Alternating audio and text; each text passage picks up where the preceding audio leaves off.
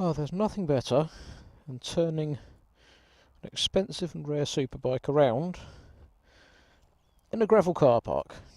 It's just the best thing I could possibly have done. But there you go, I'm not the brightest.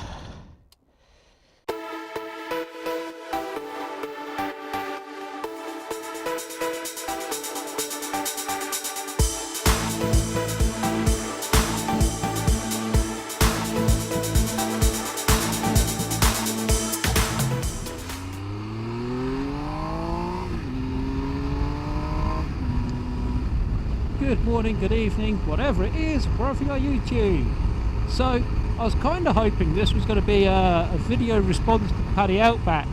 If you haven't seen his channel, go and check him out. He's a very entertaining chap. He was looking, I think, briefly at a Benelli, but with his new bike he settled on a Suzuki V-Strom, and I can't fault that. It's a great bike. So I've got to post this review anyway, because I have been requested it elsewhere. So as you can see, we're on a bike that has appeared on this channel once or twice before. It doesn't get a lot of motovlogging time, and that's the Benelli Tornado TRE 900. So this is just going to be a little review of it, a bit of history about the bike and what it is, because frankly most people haven't seen one. So Benelli is actually one of the oldest motorcycle factories in Europe and was founded in 1911 by 5 brothers. They split off into 2 separate companies not that long later. So Benelli Firearms are actually a slightly different company, or a completely different company to Benelli Motorcycles, even though they came from the same roots.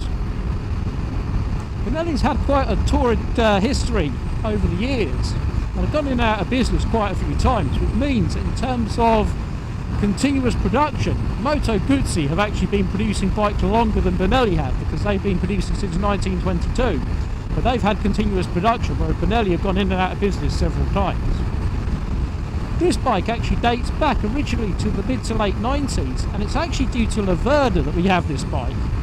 Laverda had the very competent, but very, not necessarily underpowered, but very misengined 650 and 750 twins. Now the Zane Laverdas had this fantastic chassis, this aluminium frame, but they didn't really have the money to develop an engine, so they launched with a 650 parallel twin, and it was quite obvious right from the start the chassis was superb and could handle so much more. They were actually developing a three-cylinder 900cc engine, but they pushed themselves too far, and without the currency coming in, went out of business and folded before the project could reach fruition. There is a couple of photos out there of what has become the Benelli engine, still with its Laverda cases on in Laverda orange. And of course Laverda had a history of 3-cylinder engines anyway, so it would have been a very natural superbike for them. Benelli picked up the engine and put it into a whole new chassis to make the TRE 900. There was only one model they had at the time. They later expanded with the TRE K, which was more of a kind of adventure type bike, and there's the cafe racer versions as well. And there was a whole range of bikes built around that platform, but initially it was just the Tornado when it was launched. The Tornado was built with one thing in mind, and that was to go superbike racing. So it was built from the get-go to be a superbike and to be a superbike racer. However, Benelli were really strapped for cash and struggling to build the bikes, so the public versions, what are effectively a homologation special, went on sale before they were really ready, and as such resulted in a number of reliability problems when they were first launched. There were quite a few problems, but these were quite quickly overcome by the factory. However, the damage was done, the reputation from reliability stuck, and Benelli really didn't get off to the start they'd wanted. So with that hard currency coming in, and with people being scared of the bikes by early reliability worries, they weren't the sales success they could have been.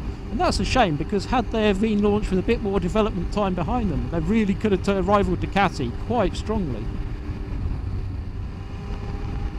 So what's the bike actually like to ride? Well, its race bike roots are really quite obvious. It's very head down, tail up. It's very, very firmly sprung, and generally quite a harsh bike to ride, but on the right road is absolutely superb. Now, I've always said that Japanese bikes give you 90% of what's possible 99% of the time. Italian bikes aren't like that. They give you 99% of what's possible 9% of the time. But if you get one on the right road and the right time, and these slimy, greasy roads are not the right time and right roads, but there you go. If you get them at the right place and right time, they really are absolutely superb. This bike has done less than 2,000 miles from new. It's the one owner bike, and so far has proved to be perfectly reliable. Now, it has had all of the modifications done. I know that because I have all the letters from the importers confirming that. Due to the desire to go superbike racing, these were covered in top quality stuff, and there was 3 trim levels on these bikes. This is the basic Biposto. You then had the RS, which had slightly more radical camshafts and a few other modifications, as well as radial brakes.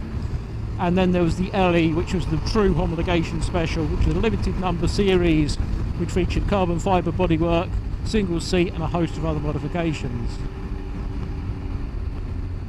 Should you buy one? Well, that's a difficult question.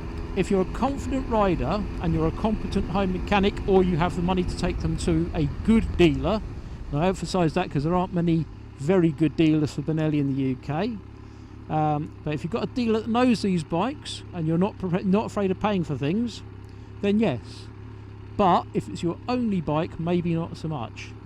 If you're an average rider or someone that wants to go quick without thinking about it, you're probably going to be better off on a Fireblade. It's going to be a lot more reliable, easier to ride, and probably in most situations quicker. The trump card on these bikes is the way they sound.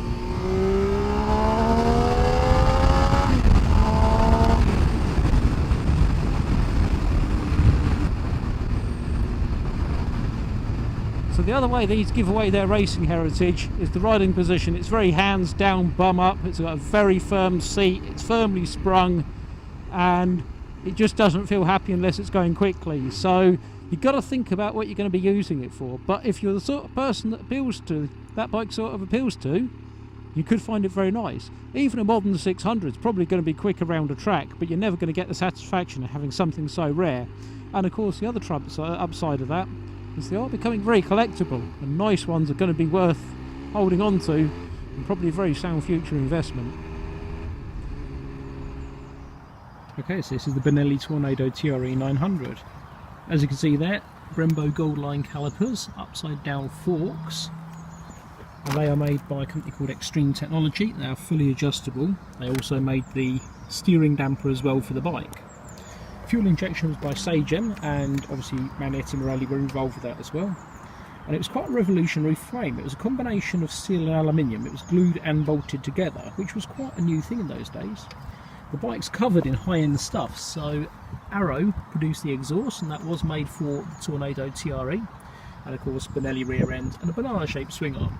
This particular bike also features plenty of rather sexy carbon fibre made by Conquest Carbon, just to really give it that little special extra touch.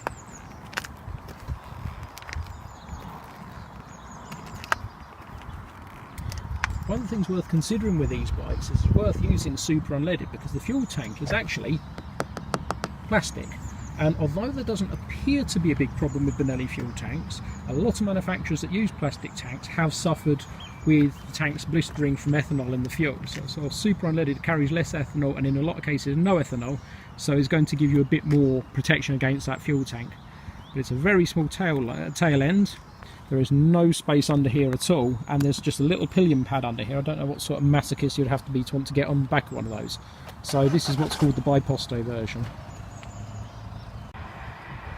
As you can see, there is absolutely no room under that tail unit at all. So forget keeping anything under there. It's full of battery and of course radiator, because the cooling was handled by these 2 large fans in the tail unit. So there you go, that's the Benelli Tornado TRE 900 Biposto, or as it's just known, Benelli Tornado. If you like these videos, hit the like and subscribe button, and we'll see you soon.